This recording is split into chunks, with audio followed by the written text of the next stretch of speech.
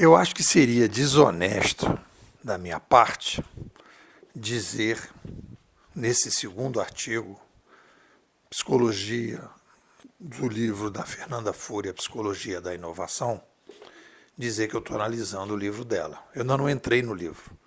E eu achei que hoje eu ia entrar no conteúdo do livro. Não consegui. Nem no primeiro e nem no segundo, e talvez seja um dos méritos, né? No momento que ela inovou e criou a inovação, a psicologia da inovação.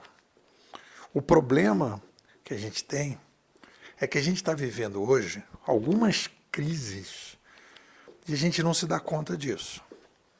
E é por isso que a gente tem essa camada da inovação civilizacional, que é o estudo de um movimento descentralizado, não tratável, que não dá para você trabalhar em cima dele, ele tem uma ordem espontânea muito grande e que a gente precisa apenas saber que ele existe e se adaptar a ele. Você não consegue alterar essas mudanças. Você não conseguiu no passado, a partir do momento que você começou a rodar.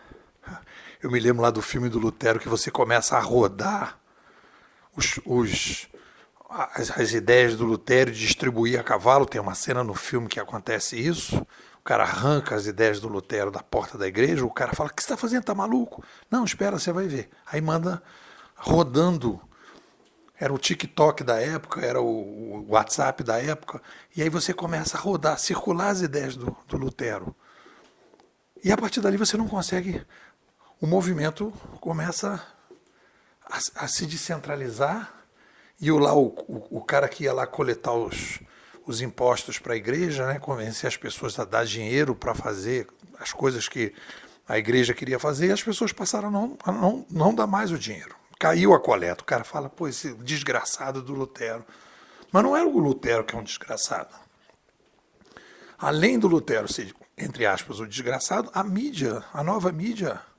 Então, esse movimento que vem amplo, a gente apenas tem que se adaptar a ele. Você não consegue controlar. Você não consegue controlar a chegada da internet, por mais que as pessoas queiram. As pessoas não conseguiram controlar. Vários países proibiram, regiões proibiram a chegada do livro durante um período. Mas aquilo ali não tem como. É uma mudança macro, horizontal, e a gente tem que lidar com ela. Então, eu estou organizando a ciência da inovação bimodal, e organizar uma ciência é, basicamente, dividir as camadas. E eu ainda não consegui entrar no livro, que tem coisas interessantes, por exemplo, a importância do brincar, mas tem coisas que vêm antes. Então, Nepô, como é que você então vai estruturar aí a coisa para a gente poder analisar o livro da Fúria? Vamos lá. Então, a primeira coisa são as camadas. Então, eu tenho três camadas da inovação que são tratáveis. A inovação pessoal, através de coaching, livros de inovação pessoal, psicologia, né? Trabalhos terapêuticos individuais ou de grupo. Individuais, no caso pessoal. Depois eu tenho os grupos, né? É o caso dos alcoólatras anônimos, por exemplo, é um caso típico. Outros, os pais dos filhos autistas, por exemplo, que eu estava lendo.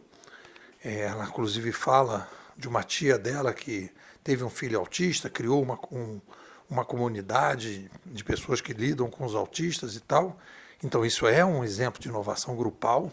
Como eu lido com o fenômeno do autismo e como é que a gente pode melhorar a relação com os nossos filhos autistas, e aí eles vão fazer isso, né? E você tem a inovação organizacional. Então, você está estruturando. Então, elas são tratáveis. A inovação civilizacional, ela não é tratável. Você se relaciona com ela, mas ela não é tratável. Mas você precisa entender, quando ela acontece, que tudo embaixo precisa de um upgrade para poder lidar com essa nova perspectiva. Então, eu estou organizando esse diálogo. Aí tem a coisa dessa separação e tem uma outra, que é uma análise epistemológica e uma análise fenomenológica. Quando eu falar, por exemplo, das brincadeiras, do que é inovação, que aí, por exemplo, o outro lá diz assim, você vai chegar à sua identidade final, né? Vai procurar o seu verdadeiro eu. A discussão do verdadeiro eu é uma discussão da filosofia da inovação. Existe o verdadeiro eu ou não existe o verdadeiro eu? Então eu tenho que dizer, olha, eu vou discutir agora a filosofia da inovação. Existe a procura da identidade perdida ou não existe? Porque isso é fundamental para a gente poder trabalhar com a inovação pessoal que se desdobra na grupal e na organizacional. Então eu tenho essas camadas, essa discussão filosófica que eu tenho que fazer. E aí volta e meia aparece a confusão. E depois eu tenho a inovação metodológica.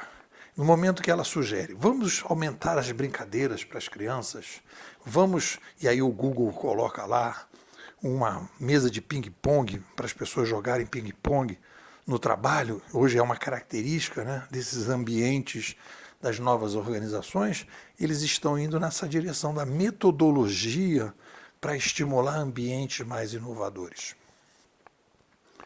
Então isso é metodologia. Está vendo aí que a gente precisa organizar? Então toda a análise do primeiro artigo em que eu digo não há psicologia da inovação, não faz sentido falar em psicologia da inovação. Há a ciência da inovação, em que o epicentro da ciência da inovação, que passa a ser o epicentro da ciência social, é o estudo, os processos mentais. Então a psicologia, ela é processos mentais, tanto ela, a psicologia quanto a neurociência, para que a gente possa inovar. Então não existe psicologia da inovação. Não dá para separar. É mais ou menos a mesma coisa que falar, né, da matemática dos números, ou dos números da matemática. É a mesma coisa. Quando a gente fala em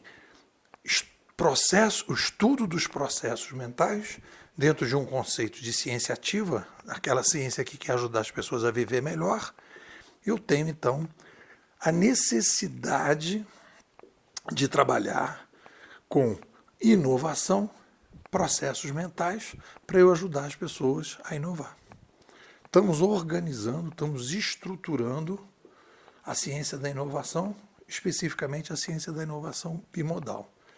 Eu ainda não entrei para falar de todas as coisas interessantes do livro da Folha. Eu estou ainda precisando organizar o debate antes, o diálogo antes, para depois poder entrar no livro. É isso. O que vocês dizem? Nepô, por que uma pessoa vai entrar na Bimodais para ser aluno, para fazer parte da escola? Qual é o motivo? Acho que o principal motivo, pela experiência, a gente vai completar 4 anos, é o seguinte: as pessoas precisam ter uma visão do macro cenário para tomar decisões do micro cenário, decisões de curto e médio prazo. Tanto decisões pessoais, na sua vida pessoal, na sua vida profissional, e muitas vezes, né, se tem empresa, startups e tal, na sua vida empresarial. O que a gente apresenta? A gente apresenta um cenário geral, com foco no que está acontecendo, quais são as demandas que existem pessoais, e a gente fala aí de disruptores, a gente fala de excelência, a gente fala das mudanças necessárias, e a gente fala das mudanças profissionais. Qual é o método que a gente usa aqui na escola? O nosso método é o seguinte: pílulas diárias de 18 minutos. Não adianta você vir fazer um curso, ficar lá durante um período e depois você simplesmente ficar, entre aspas, abandonado, porque as coisas precisam ser o tempo todo colocadas no dia a dia. Então, todo dia eu produzo um áudio de 8 minutos para a internet e 10 minutos internos explicando, detalhando, mostrando as novidades, e a pessoa vai se ambientando com esse novo macro cenário e vai ganhando. As pessoas que estão na escola, tem gente que está há 3 anos e pouco, não sai por quê? Porque percebem a vantagem que é ter essa visão mais ampla para poder tomar decisões no curto prazo.